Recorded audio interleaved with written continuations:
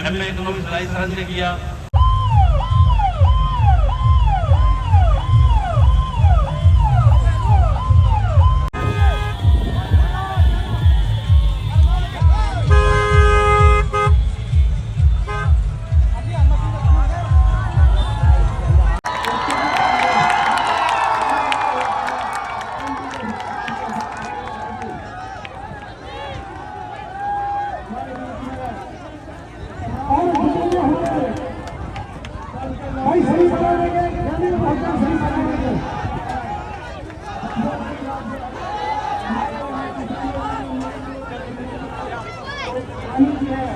एक शख्स 5 तारीख को अपने घरों से बाहर निकलेगा, हाथ के पंजे के सामने वाला बटन दबाएगा और राहुल गांधी की असली मजबूरी यह है कि मामन खान को कम से कम 1 लाख वोटों से जिता करके हरियाणा की असेंबली में पहुंचाएगा।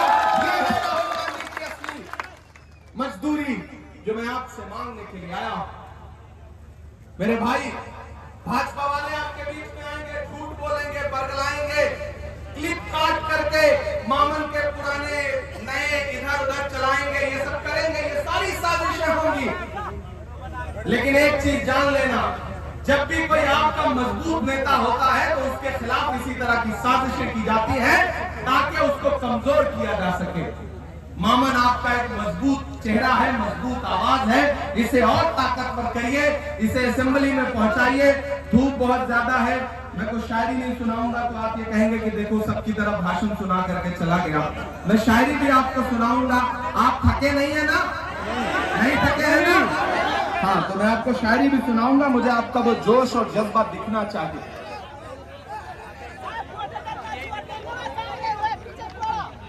अच्छा, मुकाबला एक तरफा है लेकिन लोकतंत्र है। सारे मिला करके जितना पाएंगे उससे 3 गुना से तो मामन जीतने जा रहा है। जा रहा है कि नहीं जा रहा है? जा रहा है कि नहीं जा रहा है? ये जो आपका जोश है, मुझे पता है वो लोग रैली में तो नहीं आए होंगे लेकिन लाइव देख जरूर रहे होंगे। आज नींद तो नहीं आनी है हमें, क्योंकि इस तपती दोपहरी में जो हुजूम उमड़ के आया है, एक बहुत थोड़ा सा साया है, लगातार इतनी गर्मी है, पसीना है, नया पाने की चाहत में पुराना छूट जाता है। तुझे अपनाऊं तो मुझसे जमाना रूठ जाता है। मोहब्बत पढ़ने लिखने में बहुत आसान है लेकिन मोहब्बत को निभाने में पसीना छूट जाता है। मेरे भाई, मुझे पता है आप कांग्रेस पार्टी से, मामन से, इमरान प्रतापगढ़ी से, मरहूम अहमद पटेल साहब से बहुत मोहब्बत करते हैं। ये इलाका, इस इलाके को खास तौर पे डेवलपमेंट की और बहुत खास तौर पे पैकेज की जरूरत है। मैं भी बैठ के मामन साहब से यही कह रहा था कि जब सरकार बन रही हो तो अभी से प्लान बनाइए कि कौन कौन से मुद्दे हैं जिसपे सरकार से लड़के अपना हक लेना है, अपनी सरकार से लड़के अपना हक लेना है। इस इलाके को तालीमी इदारों की जरूरत है। ये इलाके वो इलाके हैं जहां के नौजवानों में बहुत ताकत है, बहुत ऊर्जा है, बहुत एनर्जी है, बहुत सलाहियत है।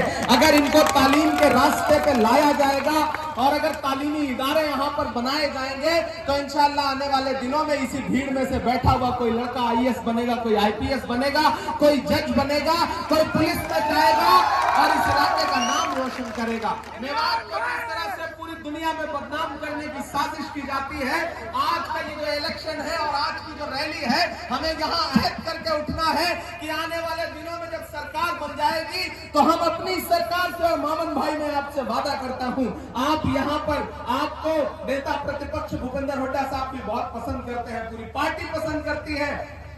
आप यहाँ की एक लिस्टिंग करिए, एक प्रोग्राम बनाइए कि कौन कौन से जरूरी काम है जिनके लिए सरकार से लड़के अपना हक लेना है। मैं आपसे वादा करता हूं कि मैं दिल्ली में बैठा हूं आपका वकील बनके, और आपकी दुआओं ने वो ताकत दी है कि जरूरत पड़ेगी तो अपनी पार्टी से जा करके पार्टी के लीडरशिप का दामन पकड़ के कहूंगा कि मेवात वो इलाका है जो आंख मूंद के कांग्रेस पार्टी को सपोर्ट करता है। इस इलाके को जरूरत है डेवलपमेंट की। न हम सफर न किसी हम नशी से निकलेगा, हमारे पांव का। मैं उसके बाद विदेश मंत्रालय में लगा। विदेश मंत्रालय में भारत सरकार की मैं कई दूतावासों में सेवा करके आया।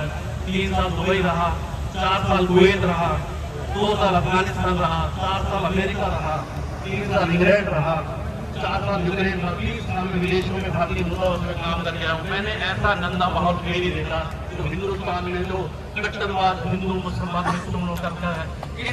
इस लड़ाई में लड़ने के लिए मैं भाई मुगल शाह के साथ हूँ, जो कि देशभक्ति के साथ हमारे लिए खड़ा हुआ है। एक पढ़ा लिखा इंसान है, जिसको भी AICC ने पूरे डोजियर से टिकट दिया है। काफी लोग कंपटीशन में थे, सब लोग देखने जाते हैं, उन्होंने सब कुछ देखा और भाई ममता